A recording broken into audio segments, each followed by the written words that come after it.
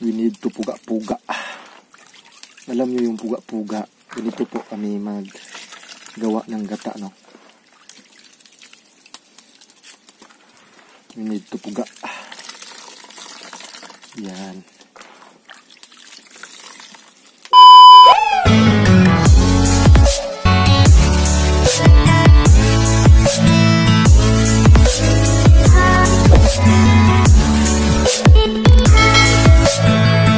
Hi! For this video, ayan, magluto po tayo ng ginataang gulay with, okra. So, yung okra is gawin natin kinilaw, guys. So, yung style ko nito is, pakuluan ko muna to sila. Tapos, hugasan muna natin. Ayan. So, nagsaing na po ako ng saingan yan, no? Yan po yung saingan na organic namin. Ayan. So, linisan muna natin. Hugasan natin ng mabuti para mas healthy at saka malinis yung ating pagluluto. Ito naman guys, ito naman yung mga ingredients natin para sa ating kilawin na okra. So ayan o, meron tayo ditong limonsito, tapos merong kamatis at saka sibuyas. So ito naman yun ang para sa ating ginataang gulay, sibuyas dahonan. Yan, hugasan muna natin.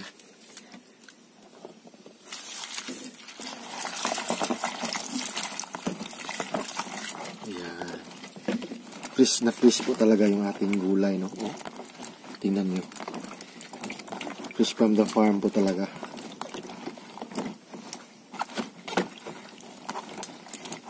Ayan, so kunin natin yung tubig.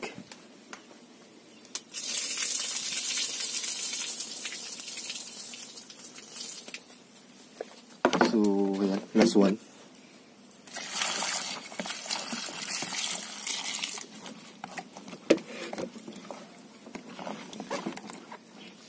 Ayan, so ilagay na natin sa ating kaldirin. So ito yung ating kaldirin. Ayan. So we need pakuluan po talaga para mas lumambot. So yung mga okra na malaki na hindi na slice, yan po yung ating gawing kinilaw. Maya-maya pag ito ay kukulo. Kulo, ihaon mo ako o ibo po. Ayan. Yan. Lagyan natin ng tubig para sa sabaw. Ayan. Okay. Takpan na natin. So, ilagay na natin sa ating saingan. Yung ating saingan. Yan. Okay. Yan guys. Hintayin na lang natin na kumukulo yan. Yan. So yung next na gagawin natin is magkagudta og lubi. Kuha muna tayo ng ito. Ito yung ating gagawing lalagyan ng ating lubi. Yan. So let's go na. Nandito po yung ating lubi. Yan o, yung ating niyog na gagamitin. Yan.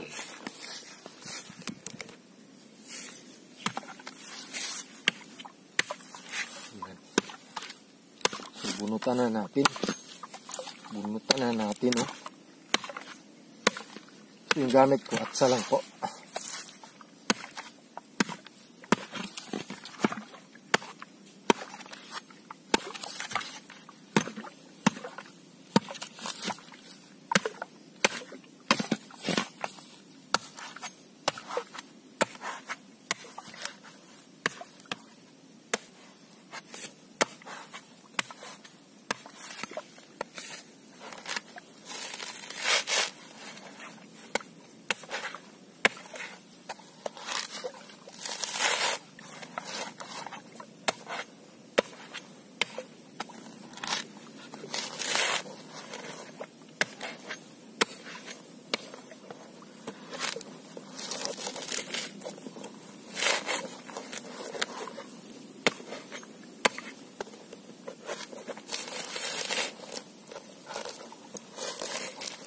Ayan.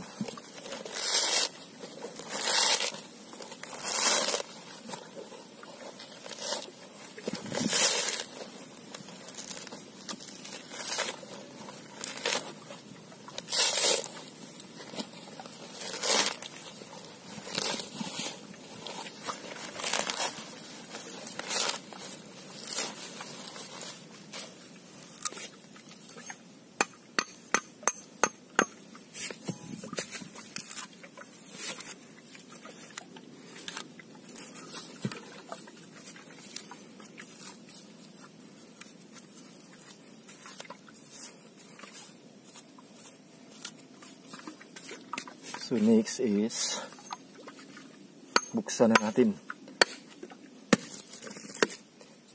ang ating niyog. So ngayon is mag-kudkud na tayo. Yan. Ito po yung kudkura namin. Yung kudkura namin na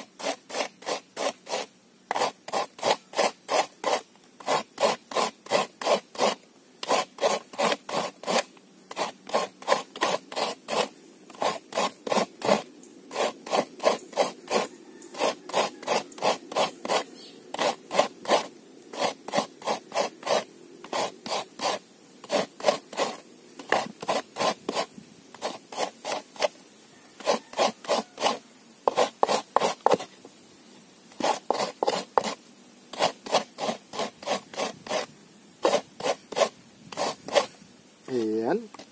So tapos na po. Tingnan nyo. Ayan. So ito na guys. Yan o. Yung ating tuno. Yung paragata. Ayan. So next natin is lagyan natin ng tubig para may sabaw. Ayan. So gawa na tayo ng sabaw para sa ating ginataan. So kunti lang yung gagawin natin. Kasi yan. So kailangan guys is nakahugas tayo ng kamay, no? Yan, no? Very clean po yung kamay ko. So yung kunin natin is yung gata lang talaga. Ayan.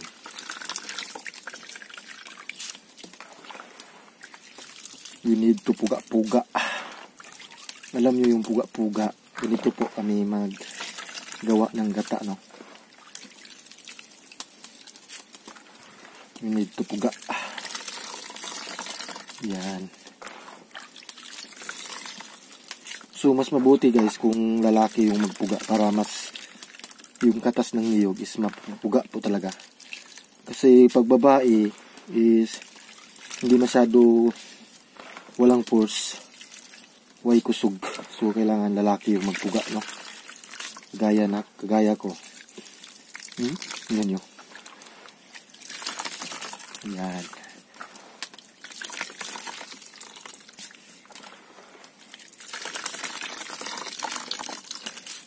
Ginataang gulay.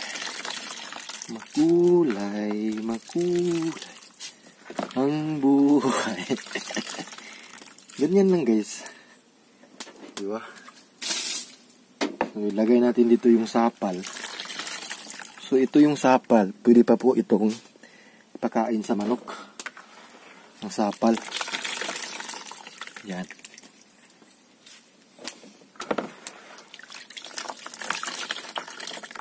Yan.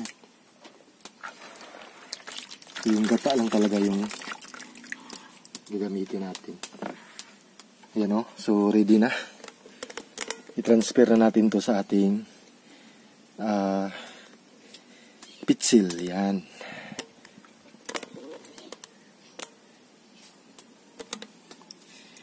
Ready na po yung ating gata. So ngayon is yung ating namang mga ingredients. Sibuyas dahonan. Yan. Tapos ko na po ito nahugasan ng sibuyas dahonan. Tsaka itong mga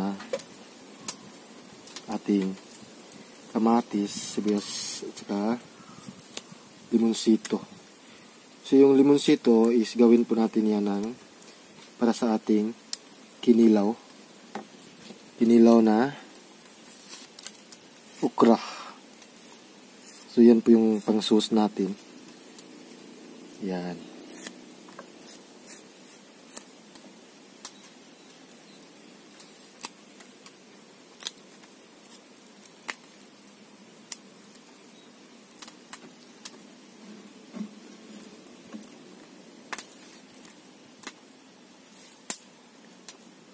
Ganyan lang guys.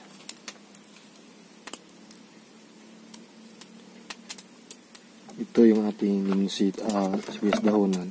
Ay yung sibuyas natin. So hatiin natin into half. Kasi itong isa is para sa ating kinilaw. Tsaka yung isa is para sa ginataan. Yan.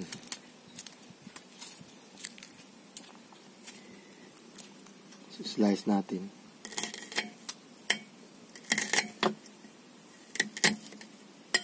Yan, ready na. So ito naman yung ating kamatis sa ating kinilaw. Yan, no?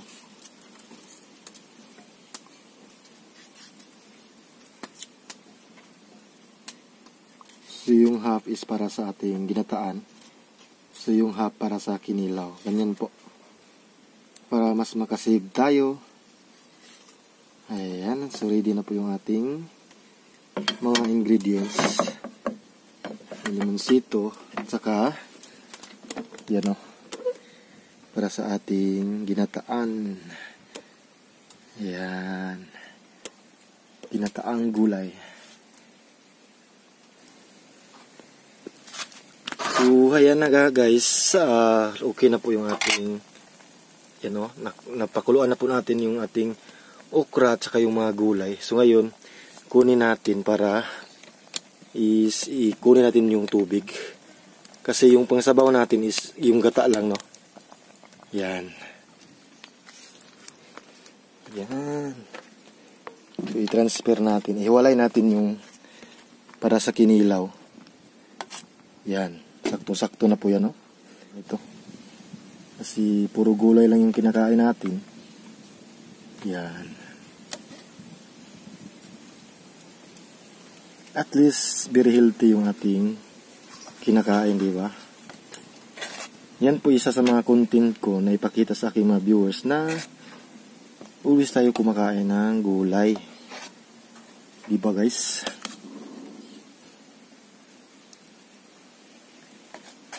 Ayan. Kunti na lang.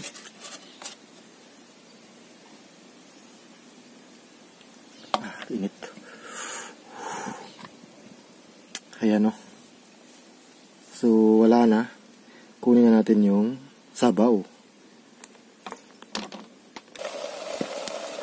Ayan, ilagay na po natin yung ating gata.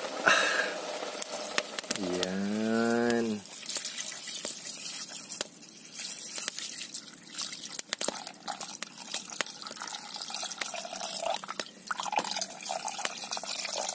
Ayan.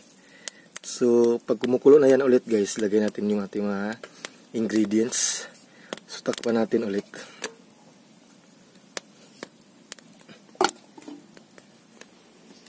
So, ayan, next natin gagawin is gawa tayo ng sauce para sa ating okra. Ayan, so unahin natin is yung ilagay yung sibuyas at saka kamatis. Ayan. Ayan. So next is yung ating suka. Suka.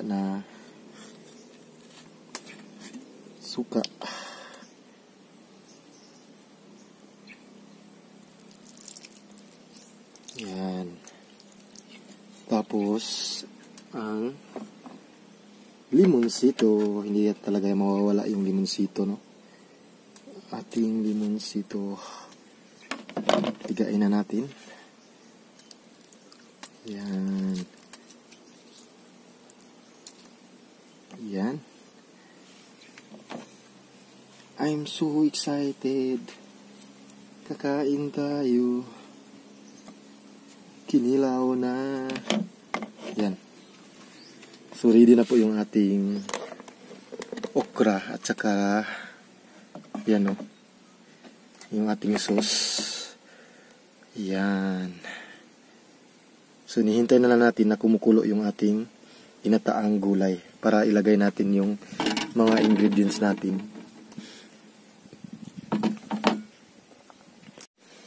Yan, parang kumukulo na po yung ating saingan, yung ating utan, Bisaya, Bisaya, yung ating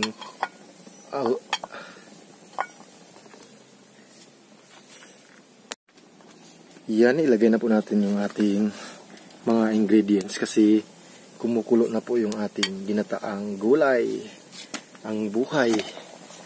Ayan, oh. So ilagay natin yung una, yung sibuyas, dahunan. Yan. Tapos yung ating sibuyas. Yan. So last one is kamatis. Yan. So next is sugkayin natin. Yan. Diba? Yan guys, ginataang gulay. Gulay ang buhay. Yan. So titimplahan na po natin yan.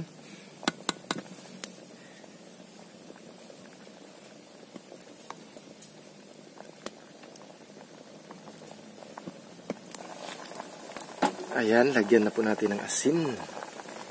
Wow. Okay. Asin lang po talaga yung panimpla namin. Wala nang iba. Hindi kami gamit ng pitsin kasi nga nakakasama po yan. Yan. Pwede na po yung ating ginataang gulay. Yan. So, tikman na natin. Tikman muna natin guys. Panginit.